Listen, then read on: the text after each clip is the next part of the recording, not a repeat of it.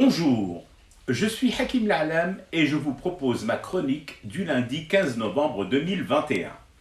Elle s'intitule « Ne touchez pas un cheveu de la tête du chauve ». Oui, comme c'est dit en titre, ne touchez pas un cheveu de la tête du chauve, de ce chauve en particulier.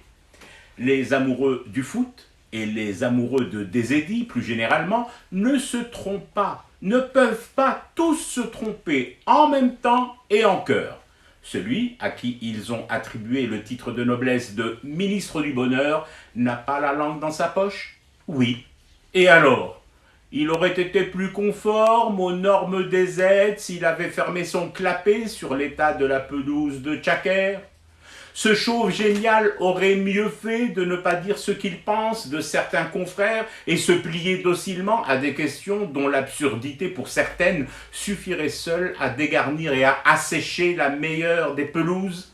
Ce petit bonhomme n'aurait pas dû rouspéter et ordonner à ses joueurs de rouspéter, ce qu'ils avaient d'ailleurs prévu de faire tous en bloc, parce que la logistique du stade du Caire a foiré son coup au protocole du coup d'envoi de la partie contre Djibouti, coupant brutalement l'hymne national.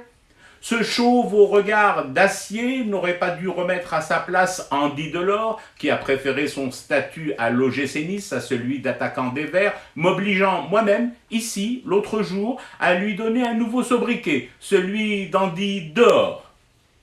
C'est ce chauve magnifique que vous voulez mettre sur la touche? Eh bien, c'est à partir de cette touche que match après match, entraînement après entraînement, regroupement des Fennecs après regroupement, Djamel a bâti une équipe et redonné goût au bonheur à des millions d'Algériennes et d'Algériens.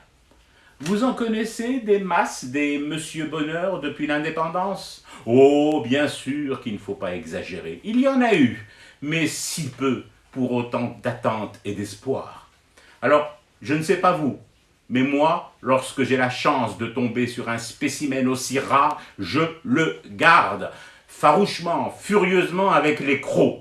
Et que les fins psychanalystes dopés à la théorisation en bidon de 5 litres m'épargnent les formules toutes faites du genre « le foot c'est l'opium des peuples, j'en veux de cet opium, j'en redemande de cette dope », juste pour me dire que quelque part, parfois même dans des contrées lointaines, et même si ce n'est que dans des stades, mon cœur vibre et vibrera. Il est humainement vital pour mon organisme privé d'endorphine, cette hormone du bien-être, de savoir que les poils de mes avant-bras ne sont pas totalement morts et peuvent encore se hérisser de fierté légitime.